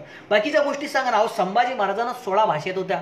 मराठी, हिंदी, इंग्रजी, पाली, भोजपुरी, अनेक भाषेत होत्या. फ्रेंच येत होती, डच येत होती. मग ज्यावेळेला शिवाजी महाराजांचा राज्याभिषेक झाला त्यावेळेला ग्रँड ऑफ रायगडावरती आला होता. त्या ग्रँड ऑफशी संभाजी महाराजांनी इंग्रजीमध्ये संवाद साधला. इंग्रजीमध्ये, म्हणजे संभाजी महाराजांना त्या काळामध्ये इंग्रजी येत होती. आम्ही आमच्या घरामध्ये संभाजी महाराजांशी फोटो लावतो राहू, त्याची पूजा करतो, पाया पडतो संभाजी महाराजांच्या. किती भाषा येतात आम्हाला? आम्हाला धड मराठी येत नाही, आम्हाला धड इंग्रजी येत नाही ना, आम्हाला हिंदी पण येत नाही. वो तुम्हारे आदमी गेले वाटते. हे हिंदीची क्वालिटी आहे आमची. अशा म्हणजे आम्हाला एक भाषा नीट येत नाही. आणि आम्ही काय सांगतोय, संभाजी महाराजांचा आदर्श घ्यायचा. आता संभाजी महाराजांचा आदर्श घ्यायचा तर हातात तलवाराने घोडा घेऊन यायचं का? शक्य आहे का? आता जर हातात तलवार घेतली साहेब, घोड्यावर बसवलेल्या आर्मॅट लागेल ना, पोलीस जेलमध्ये टाकेल, बेल होत नाही 4 महिने. मग आता का तलवार घेऊन निघायचं घराच्या बाहेर संभाजी महाराजांसारखं व्हायचं? तर नाही. संभाजी महाराजांचं जर आज संभाजी जर कोणाला व्हायचं असेल तर ज्ञानाच्या क्षेत्रातला व्हायचं असेल. आज संभाजी महाराज असते तर कलम घेऊन आले असते, पेन घेऊन आले असते, हातात तलवार घेऊन आलेले नसते. आमचे खेडेकर साहेब म्हणत असतात.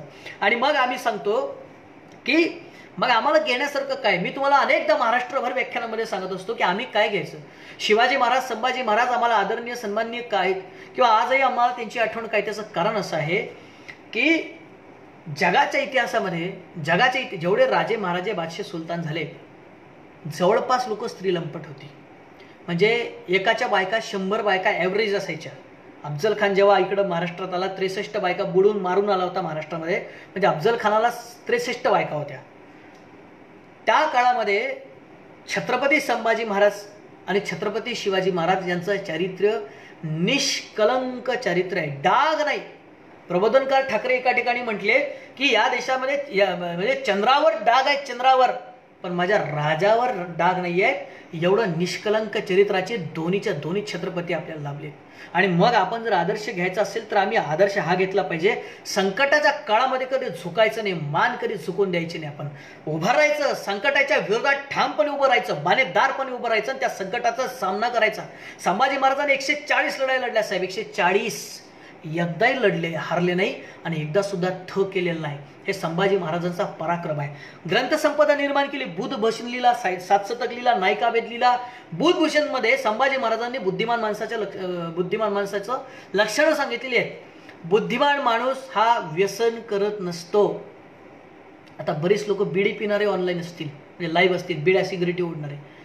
बुद्धिमान माणूस व्यसन करत नसतो. बुद्धिमान माणूस खोटा बोलत नसतो. बुद्धिमान माणसाला परस्त्रीचं व्यसन नसतं. हे संभाजी महाराज आपल्या बुद्धभूषणम नावाच्या ग्रंथामध्ये सांगतात. आणि त्याच संभाजी महाराजांना परस्त्रीचं व्यसन केलं म्हणून 350 वर्ष या महाराष्ट्रातल्या मनुवाद्यांनी, सनातन्यांनी हित बदनाम केलेला आहे. ज्या संभाजी महाराजांनी सांगितलं परस्त्री माते समान हा शिवाजी महाराजांचा आदर्श संभाजी महाराजांनी आपल्या आयुष्यामध्ये आणला, आपल्या आयुष्यामध्ये शेवटपर्यंत पाळलेला आहे. एकच स्त्री आहे हो. मासाहेब जिजाऊंनी शिवाजी महाराजांचे 7 लग्न लावून दिले. स्वराज्य वाढावं आणि स्वराज्यातले हे जे काही मोठे मराठा सरदार होते यांनी आदिलशाह निजामशाहच्या बाजूने जाऊ नये, यांनी आपल्या सोबत राहावं म्हणून स्वराज्याच्या भल्याच्या कल्याणाच्या दृष्टीने वेगवेगळ्या भागातल्या 7 कुटुंबातील मुलींसोबत शिवाजी महाराजांची लग्न मासाहेब जिजाऊंनी लावून दिले, पण छत्रपती संभाजी महाराजांच्या आयुष्यामध्ये एकच स्त्री आहे, ती म्हणजे महाराणी येसूबाई. अहो, महाराणी येसूबाईंना राज्यपाल बनवलंय संभाजी महाराजांनी. राज्यपाल निवाड्याचे अधिकार दिलेले आहेत. ज्या काळामध्ये स्त्रीला पदर वर घ्यायचा अधिकार नाही, ज्या काळामध्ये स्त्रिया सती जात आहेत, त्या काळामध्ये आपल्या पत्नीला संभाजी महाराजांनी राज्यपाल शिक्का दिलाय, शिक्का निवाडे करायचा अधिकार दिलेला आहे. हे छोटी क्रांती नाही. मग दुखत का होते संभाजी महाराज? संभाजी महाराज पोटामध्ये दुखतच यासाठी होते कारण संभाजी महाराजांनी काय केलं, इथल्या धर्मव्यवस्थेला लाथ मारलेली आहे. पहिली गोष्ट तर संभाजी महाराजांनी संस्कृतचा अभ्यास केला, जे धर्मव्यवस्थेनुसार पाप होतं. दुसरी गोष्ट, एका स्त्रीला मोठ्या पदावर, राजपदावर नेऊन बसवलं, तिला राज्यामध्ये गव्हर्नर केलं, तिला म्हणजे महाराणी येसूबाईंना राज्यपाल केलं. हे सर्वात दुसरं महत्त्वाचं मोठं काम केलं. तिसरं, संभाजी महाराजांसोबत फितुरी करणाऱ्या, त्यांच्या हत्येचा प्रयत्न करणाऱ्या ब्राह्मण मंत्र्यांची हत्या केली, म्हणजे ब्राह्मण हत्या सुद्धा पाप असतं. अशा पद्धतीने संभाजी महाराजांनी या धर्मव्यवस्थेच्या क्षेत्रामध्ये त्यांच्या भाषेमध्ये किंवा मनुवाद्यांच्या भाषेमध्ये लुडबुड केल्यामुळे संभाजी महाराजांना या महाराष्ट्रामध्ये 350 वर्ष आपण बघतोय की बदनाम केलेला आहे. पण मित्रांनो, मी तुम्हाला सांगतोय की ही परंपरा काय आजची नाही आहे. आणि याचा जर एक पुरावा द्यायचा म्हटलं तर माझ्याकडे मुद्दाम मी ती लिहून सुद्धा आणले. मी मागच्या भाषणामध्ये सुद्धा वाचून दाखवलं होतं की जर संभाजी महाराज धर्मवीर असते साहेब, जर धर्माची लढाई लढत असते, जर धर्मासाठी त्यांनी मरणत्व पत्कारलं असतं, तर इतिहासामधल्या 2 घटना सांगतो. 19 ऑगस्ट 1680 साली जगद्गुरू तुकाराम महाराज यांचे पुत्र महादोबा गोसावी यांना वर्षा सणासाठी संभाजी महाराजांनी रक्कम लावून दिलेली आहे, वर्षा सणासाठी. दुसरी घटना आहे 13 सप्टेंबर 1680ला पाटगावचे मौनी बाबा यांच्या पालखीत भोई व वाजंत्री अशी कायमची व्यवस्था करण्यासाठी 125 होणांची संभाजी महाराजांनी तजवीज केलेली आहे. म्हणजे संभाजी महाराज एका वेळेला हिंदू संतांच्या पाठीमागे सुद्धा उभा राहतात, त्यांच्या वर्षसणाची व्यवस्था सुद्धा करतात, देवती आळंदी ही पालखी सुद्धा सुरुवात करतात आणि या पाटगावच्या मौनी बाबांची त्या ठिकाणी दिवाबत्तीची सोय सुद्धा करतात. मग संभाजी महाराज जर धर्मांध असते, संभाजी महाराज जर हिंदुत्वासाठी मेले असते, तर संभाजी महाराजांनी एका मुस्लिम संतासाठी वर्षासनाची व्यवस्था केली नसती किंवा असती का, असा माझा महाराष्ट्रातील जनतेला प्रश्न आहे. किंवा जे लोक संभाजी महाराजांना धर्मवीर म्हणून आज म्हणू इच्छितात किंवा म्हणतात, त्यांना माझा प्रश्न आहे की संभाजी महाराजांनी या ठिकाणी धर्मासाठी मेल्याचे, धर्मासाठी लढले कोणते उदाहरण आहेत? आणि साहेब, माझा अजून एक शेवटचा प्रश्न आहे की जर समजा संभाजी महाराजांची लढाई ही जर समजा धर्मासाठी होती, तर मग या देशातला जो काही बंगाल आहे, उत्तर प्रदेश आहे, दक्षिणेमध्ये आपण तामिळनाडूपासून तर केरळपासून संबंध महाराष्ट्र सोडून उरलेल्या सगळ्या 28 राज्यांमध्ये मुसलमानच असायला पाहिजे होते. कशाला हिंदू असते या देशामध्ये? फटाफट कत्तली करायच्या होत्या, फटाफट धर्मपरिवर्तन करायची होती, फटाफट सुनता करायची असती. मग कशाला हिंदू राहिले असते या देशामध्ये? अरे चुत्या बनवतायत तुम्हाला, मूर्ख बनवतायत भिडेसारखी लोक. ते तुम्हाला सांगतायत की धर्माची लढाई होती.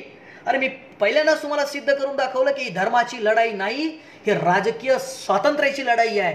हा राजकीय संघर्ष आहे तो शिवाजी महाराजांनी सुरू केला आणि संभाजी महाराजांच्या माध्यमातून आपण म्हणू शकतो त्याला खूप मोठी मजल संभाजी महाराजांनी त्या ठिकाणी गाठली आहे. आणि म्हणून बांधवांना मला या ठिकाणी सांगायचं आहे की संभाजी महाराज हे कधीही धर्मवीर नव्हते, ते धर्मासाठी मेलेले नाही. माझं नम्रपणे सांगणं आहे महाराष्ट्रातील जनतेला की संभाजी महाराज हे हिंदू होते, शिवाजी महाराज सुद्धा हिंदू होते, शाहू महाराज सुद्धा हिंदू होते, महात्मा फुले सुद्धा हिंदू होते आणि 1956च्या अगोदर डॉक्टर बाबासाहेब आंबेडकर सुद्धा हिंदू होते. मात्र हे कधी धर्मांध नव्हते. यांनी कधी धार्मिक उन्माद केला नाही, यांनी कुठल्याही जातीचा धर्माचा कधी द्वेष केला नाही, तर अखंड मानव जातीच्या कल्याणासाठीच त्यांनी काम केलेलं आहे. त्यासाठीच झुंजले, त्यासाठीच लढले, त्यासाठीच त्यांनी संघर्ष केलेला आहे. आणि म्हणून आपण बघतोय हे सगळीच्या सगळी लोक आज धर्माच्या नावाने खपवली जात आहेत आणि या महाराष्ट्रातलं वातावरण कलुषित करण्याचा प्रयत्न केला जातोय. या महाराष्ट्रातल्या तरुणाईला भडकवण्याचा प्रयत्न केला जातोय, त्यांची मस्तक खराब करण्याचा प्रयत्न केला जातोय. म्हणून माझं सांगणं आहे, आम्ही तर म्हणतोय की संभाजी ब्रिगेडची पुस्तक अजिबात वाचू नका, तुम्ही शाहू महाराज वाचा. शाहू महाराजांनी काय लिहिलं तेवढंच वाचा, जाऊ द्या सोडा. तुम्ही महात्मा ज्योतिराव फुले वाचा, नका वाचू संभाजी ब्रिगेड मराठा सेवा संघाची पुस्तकं, तेही सोडा. ते नसेल होत तर किमान प्रबोधनकार ठाकरे वाचा. अरे ते जाऊ द्या, ग्रामगीता वाचा लेखो. अरे ते नाही तर तुकाराम महाराजांची गाथा तर वाचा. आम्हाला तुकाराम महाराज वाचायचेच नाही ना, आम्हाला भलतीच कुठं जायचं, आम्हाला आसारामच्या मागं जायचं आहे. आणि आसारामच्या समर्थनात उतरतात. ते काय नाव त्यांचं समर्थन उतरलेलं, ते धनंजय देसाई आणि तो नेमाडे नाव, ही लोक आसारामच्या समर्थनामध्ये सभा घेतात मोठमोठ्याल्या. तो बलात्कारी आसाराम, एका आमच्या बहिणीवरती तरुणीवरती बलात्कार केला, अनेक लोकांना मारून टाकलेला खूनी आसाराम, त्याच्या समर्थनामध्ये हे भिडे, हा देसाई, हे सगळे लोक उभे राहतात. का का राहतात? बलात्कार केलेली मुलगी काय हिंदू नव्हती? तिच्यावर बलात्कार केला, तिचा सत्यानाश नाही झाला आयुष्याचा?